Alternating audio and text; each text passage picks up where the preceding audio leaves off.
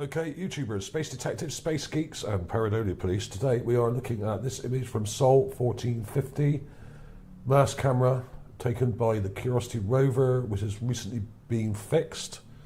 It was having problems with its attitude sensor last week, and it shut itself down, and now it's okay, so that's good. Very pleased about that. I was a bit worried. Now, this image was taken a number of years ago.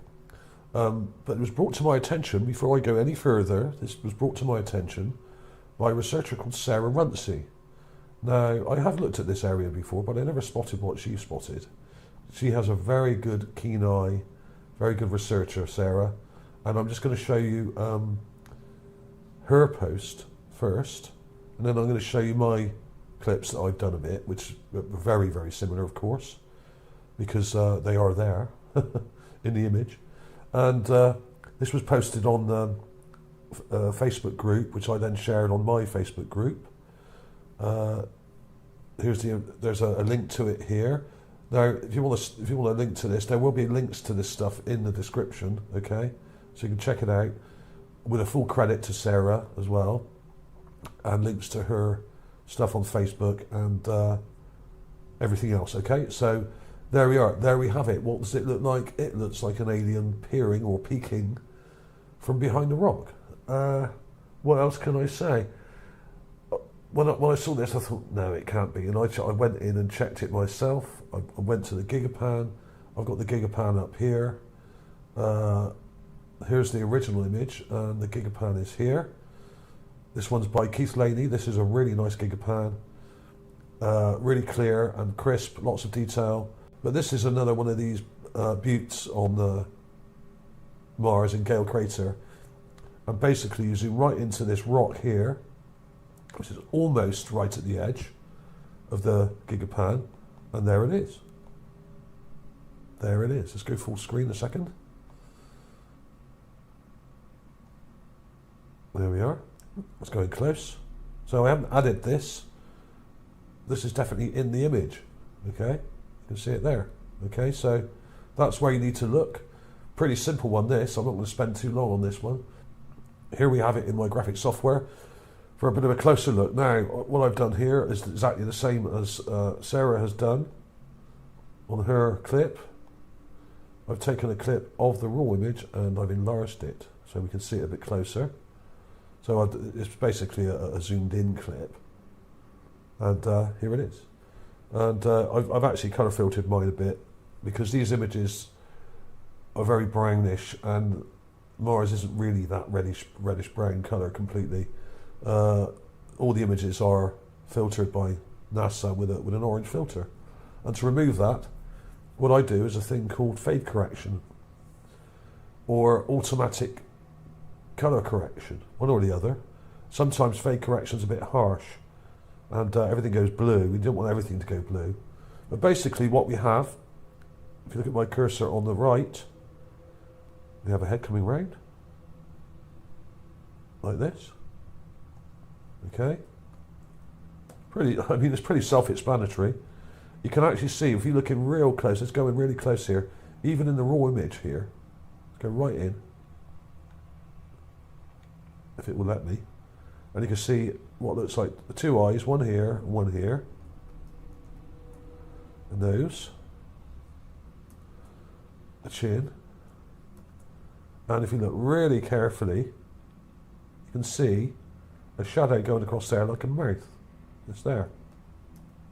Now, this is very vague. It's quite small. I don't know exactly how big this thing may be. Now, could it be an actual alien or some kind of creature? Could be. Now let's go into the enhanced clip and see if we can see more. There's not a great deal of detail here. This is a long way off. I would say this is like 20 to 40 feet away from the rover, probably more like 40, I would say. And the camera hasn't zoomed into this particular area, so what we're doing here is clipping the image and then zooming in by cropping it.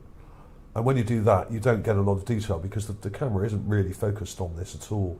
As you can see by this rock here, it's a bit fuzzy and the edges are a bit blurry. But what's odd, if you look really carefully, that the head, that it seems to come right out like that. Now, whether that is actually there or the head comes to here, like this, which is what I think it does, I think this may be some kind of distortion. Or that could mean that there's motion blur. Because if you look carefully, that is almost like a ghosted part of the image just here. It's just about making out. In fact, you can see it there in the raw image, just there. Now, that to me almost looks like the head may have moved. I could be wrong. But you often get things like this when you see UFO footage or still photographs of real UFOs, not the fake ones that you see on most channels and most posts on Facebook. But when you see real stuff, like I used to research years ago, you often get a kind of halo or a blur. You'll get a sort of UFO like that, and behind it you'll get a sort of a secondary image, and often that can be quite long, like a long kind of streak or motion blur effect. Now, I could be wrong here. This may just be some distortion, or it could even be something in the background. There are sort of some vague details in the background here, which are the sort of hilly, kind of rocky areas in the background, miles away. Okay, so that is not conclusive, but is it? Is it something? And you can see where I've increased the contrast here, and you can see this kind of line coming around here like this. So that may be something going on behind. Hard to say when you have low-res images like this to work with. Now, obviously, I've enlarged this, and it's a bit vague, but it doesn't look any better if you look at the raw image. If you actually go to the Gigapan, let's go back to the Gigapan very briefly. In fact, hers is darker. You can actually see it slightly better.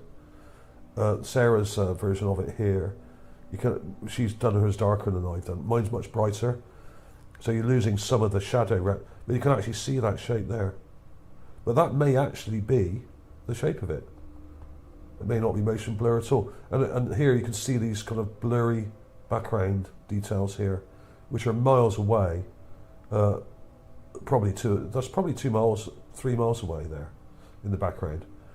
And obviously the camera's not going to focus on that if it's trying to sort of focus on mainly what's in the foreground. So there we are, you can see that thing coming around. So that was interesting, but you can see the nose. She's picked the eyes out quite well here. She's obviously used different kind of contrast settings to me, and the eyes have come out more dark. Okay, so you can actually see some good detail here. 2 nostrils, a tiny little mouth, and a chin. So very strange. Now, could this be a living creature? Could it be a carving? I would say yes to both of them. Could it just be a rock? Yes, but why would it, if this was actually part of this rock, why would it be a completely different colour? And that's more prominent in the one I've done, because I've actually colour corrected it. It's blue. It's kind of a bluish white colour. It's in shadow, unfortunately, so that's why it looks a bit bluish, because it's the rock kind of overhangs slightly, and the sun isn't shining directly at this spot. It's kind of shining down from up here, so this is in shadow. Now, if this wasn't in shadow, this would be white, like some of the fungi that I found on some of these rocks on Mars. Okay, which is a kind of quite a light white colour, kind of a milky, well, a fungi white colour. It's not pure white.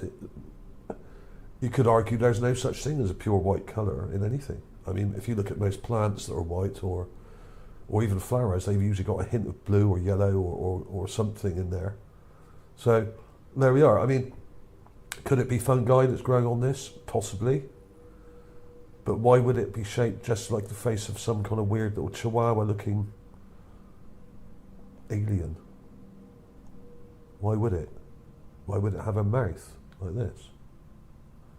Why would it have what seem to be nostrils and eyes? Now, these are pretty vague on here. They actually look better on Sarah's version. So I will link to her stuff below, so you can check her stuff. But failing that, we can just look at it. See the details there? She's pulled them out more. She's gone in quite dark here and pulled out the detail. But there is some strange stuff in the area. I'm not going to go through it all now. There's so much in Sol 1450. It's way too much for me to actually talk about in one video, really. There are so many fragments of strange things. And like I've said before, a lot of these buttes, these long structures, look like long barrows or very, very ruined and dilapidated structures that were built probably a million years ago or something. But buildings, basically, which have that completely broken down. There we are. So is it an alien? It almost looks like a kind of chihuahua or a little dog. Is it fungi growing on the rock? Some of this rock isn't just rock. As I've shown in many videos before, some of it is actually petrified wood. I'm not saying this is. And on some of this petrified wood, there is fungi growing, which means that some of the wood inside may still have some moisture in it, which the fungi is perhaps drawing from, sending little runners right inside to suck the moisture out. Who knows? Who knows? Water is pretty scarce on Mars, and a lot of people come on. I have had a lot of comments recently, well, not a lot, a few comments recently from people claiming to be scientists who are saying, oh, there can't possibly be water on Mars or life on Mars because of the average temperature is this and the average. I don't care about averages. I don't give a toss about averages, right? If we ran everything on averages, nothing will ever get done. If you add up all the people living on Earth and all the people that have ever died on Earth, add them together, and then work out an average, we'd all be dead. Because on average, there's more dead people than live people. So that's nonsense. Averages are pretty meaningless. What I'm interested in are what's in the images and what can be gleaned from the many similar things that have been found.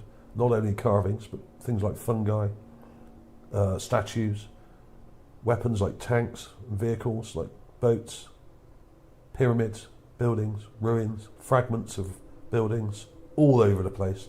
And this is one very good place to start looking. Sol 1450 is one of the best gigapans there is. So, is it an alien? Is it some kind of fungi? Is it some kind of dog or creature? Is it actually some kind of intelligent alien creature or person? Could be. Is it still alive? Is that possible? Maybe this person just popped up to go to the toilet, or now if you lived underground on Mars, you would probably be this colour. If you look at creatures that live underground, like various creatures that have been found deep in caves underground, they're albino because they don't get any sun. They live completely in the dark almost. Okay, very interesting. So great find by Sarah Runcie here. I mean, and as I was saying before about averages, the thing is, if we run everything by averages, we'll never get anywhere. Science is not about averages, okay? Finding things is not about averages. Archaeology is not about averages. It's about making educated guesses where to look, using logic and comparative analysis of other things that have been found in the area to come up with what happened and what is going on now, perhaps. Okay? And just out of interest, for those people that still think that the average temperatures on Mars are too low for anything to live, what about these things here? We have radiation-eating bacteria could make nuclear waste safer. This was interesting. Let them eat waste. Bacteria could thrive on nuclear waste dumped deep underground and immobilize it to make it safer. Certain microbes can use radionuclides, such as uranium and neptunium, in place of oxygen, studies have found. So I'll put some links to some of these articles as well below as well. There was that. There was also this one, this kind of clip I found. It's not a proper article, but it's someone here said, scientists studying the soil beneath leaking Hanford nuclear waste storage tank have discovered more than 100 species of bacteria living in the toxic radioactive environment that most would have thought inhospitable to all forms of life. I'll put a link to that as well. That's interesting. Okay, so don't come to me on this channel talking about averages. Oh, you know, the air pressure on Mars is too low. So what? That doesn't rule things out. Oh, what? It gets a bit. Yeah, it does get very cold on Mars, even in the summer, even in Gale Crater. Even in the summer, it goes down at night to about minus 80 or 90 degrees. But you get people coming on my channel quoting averages saying, oh, there can't possibly be any water or life, or there's not enough air. Blah, blah, blah. Well, no. I'm sorry. Averages are bollocks, okay? Averages don't mean anything. Try and get your facts straight before you come on this channel. Strange species that lives off nuclear energy is like alien life on Earth. Another article here. I won't read any of this. I'll put a link below for that as well. And there was also this thing which came up as well. Radiotrophic fungus. Radiotrophic fungi are fungi which appear to perform radiosynthesis, that is, to use the pigment melanin to convert radiation into chemical energy for growth. So these may as well be alien life forms. And in fact now, recently, NASA and various companies are saying that they're going to use fungi to grow structures, even buildings, on the moon and on Mars perhaps. Some crazy stuff. I'll see if I can dig up that article and put it below, in with all the links, with all these other things. So that was about it for today. We have all these crazy things on Earth that live in incredible conditions, in nuclear waste and in nuclear reactors and stuff like that. These have been found, some of these things have been found right in where Chernobyl is, where it's all right near the core meltdown area, whereas all this nuclear debris, which is so highly radioactive, they found bacteria and fungi living there. And there are creatures living not very far from it. So if that's the case, if creatures can survive these things and even convert them into other things by eating them, then why shouldn't there be life on Mars? I'm not saying there is life on Mars now. Don't get me wrong. But anyone who says there was never life on Mars is a complete idiot. Because the conditions were much better in the past, apparently. And we don't really know exactly what the conditions are now, because we may not be told the exact truth by NASA. They are a military organisation, after all. And maybe a bit economical with some of the air pressure stuff they're giving us as well. Apparently the air pressure on Mars is only about 1% of it on Earth. It's a bit more than that down in Gale Crater here, because we're miles down. So it may be like 2 or 3%, but it's still not enough. Your eyeballs would pop out if you were there, even if you could breathe on the surface. So, but who knows? This may actually not be a living creature at all. This may be something that's died. But why would it be sticking out like that? Who knows? Another mystery on Mars. Thanks, Sarah Runcie, for your great work on this. Nice clip she's done here. So full credit to Sarah. Links below to her stuff. Thanks for watching, everybody. Check out these other stories in the links also. And I will see you soon.